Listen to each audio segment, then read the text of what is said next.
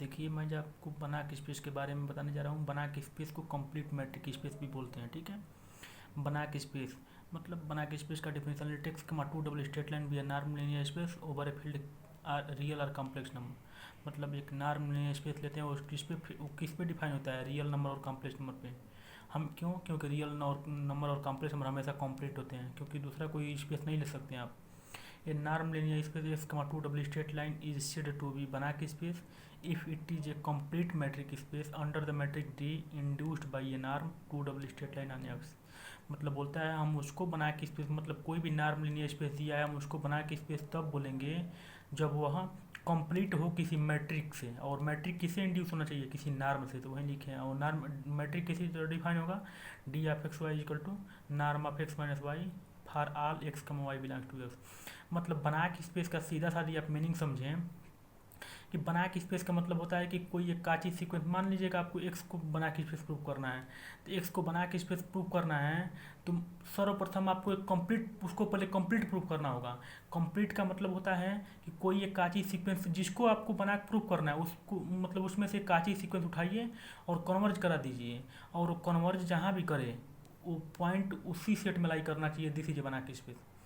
देखिए आपको ट्रिक से मैं समझा रहा हूँ, ये तो डिफिनीशन है, आप डिफिनीशन याद रखिए और ट्रिक से समझिए मतलब बनाक स्पेस क्या होता है। मतलब मान लीजिए आप एक्स को बनाक स्पेस प्रूव करना है, तो मान लीजिए आपको थ्योरम दे दिया, क्वेश्चन दे दिया है कि आप एक्स को बनाक स्पेस प्रूव करें। तो बनाक स्पेस प्रूव करने का सीधा साधी मतलब है कि आप एक काची सीक्वेंस उठाइए, मतलब every Cauchy sequence in X converged to some point in X.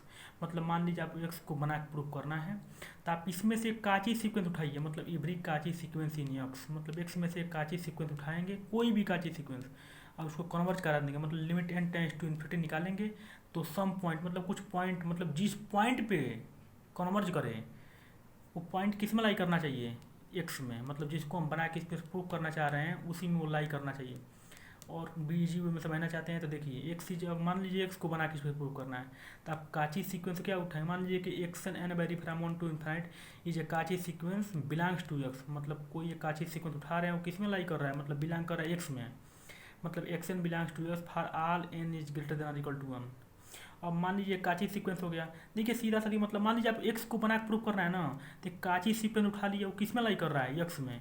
मतलब दैट इज, मतलब अथवा, मतलब X N belongs to X for all N is greater than equal to 1। मतलब इस काची सीक्वेंस को कन्वर्ट कर दिया मान लीजिए पी पॉइंट पे, तो ये पी पॉइंट किस में लाई करना चाहिए, मतलब पी बिलोंग्स टू एक्स में। मान लीजिए P does not belongs to X होता है, this is not a Banach space. मतलब यह एक्शन कन्वर्ज करेगा मान लीजिए किसी पॉइंट पे 5 6 या for any real number complex number जहाँ भी कन्वर्ज करे, ये पॉइंट किस में लाई करना चाहिए, जिसमें आप जिसको बना के स्पेस प्रूव करना चाहिए। मतलब हम यहाँ पे किसको बना के स्पेस प्रूव करना चाह रहे हैं, यक्स को, तो ये किस में लाई करेगा, यक्स में। वही बोल दिया then x is a Banach space. और इसका एग्जांपल क्या है, रियल नंबर और complex number is a Banach space.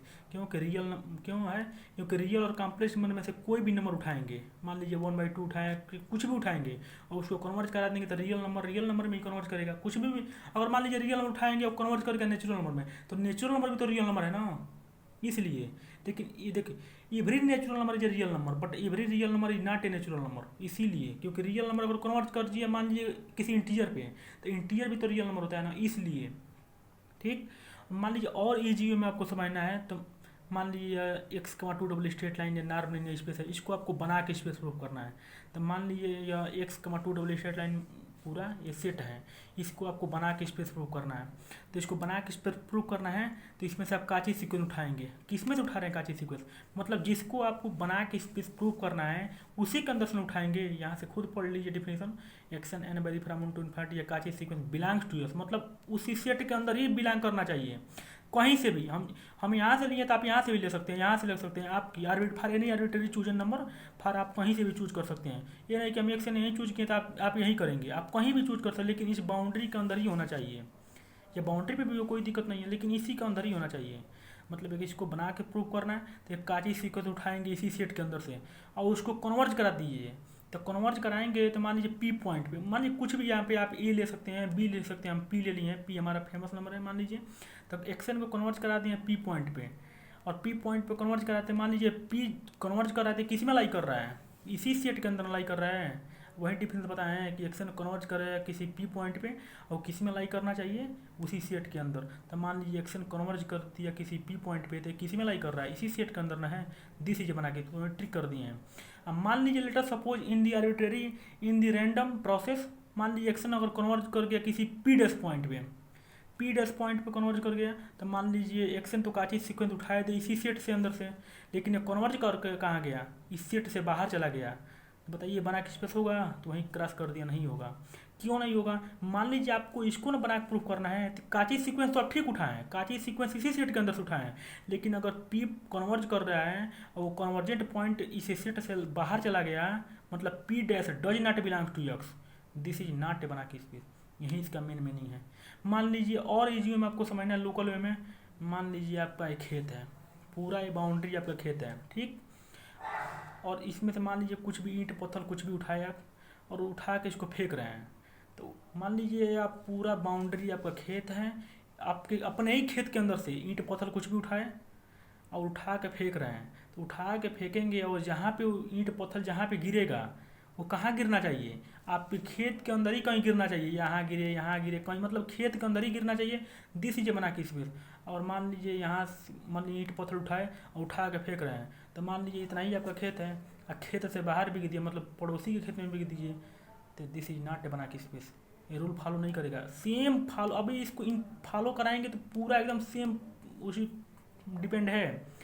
आप कुछ भी करके देख लीजिए, मान लीजिए आपका खेत है, इसमें से काची सीक्वेंस उठा रहे हैं, तो मान लीजिए काची सीक्वेंस ईंट पत्थर हो गया, कन्वर्ट करा रहे हैं किसी पॉइंट पे, मान लीजिए आप जहाँ जाके ईंट पत्थर गिर रहा है वो कोई पॉइंट हो गया, और पॉइंट लाई करना चाहिए, मतलब ईंट पत्थर जहाँ गिर रहा है वो किस में लाई करना चाहिए, उसी सेट के अंदर, मतलब उसी खेत के अंदर लाई करना चाहिए। दिस इज बना के स्पेस। और इजी में सब आए ना, तो मान लीजिए आपका घर है, घर में कोई पर्सन है, मतलब कोई आदमी है, कोई मानव है, ये आपका घर है, पूरा घर है, मान लीजिए इतना बड़ा आपका घर है, इसमें से कोई भी आदमी है, कोई मान लीजिए let us suppose for any number, कोई आदमी है, कुछ बोल रहे हैं, तो कुछ बोल रहे हैं, मतलब यहाँ से आदमी है वो बोल रहे हैं, तो बोल रहे हैं, तो इतना ही आपका घर है, तो आवाज़ घर से बाहर नहीं जाना चाहिए, ये आवाज़ घर के अंदर ही सुनाई देना चाहिए। दिस इज बना के स्पेस। मान लीजिए आप बोल रहे हैं, घर के बाद घर से बाहर चला जाएगा, दिस इज नॉट बना के स्पेस। घर के बाद घर में रहे, दिस इज बना के स्पेस। अगर समझ में आए तो वीडियो को लाइक एंड सब्सक्राइब जरूर करें। Thank you.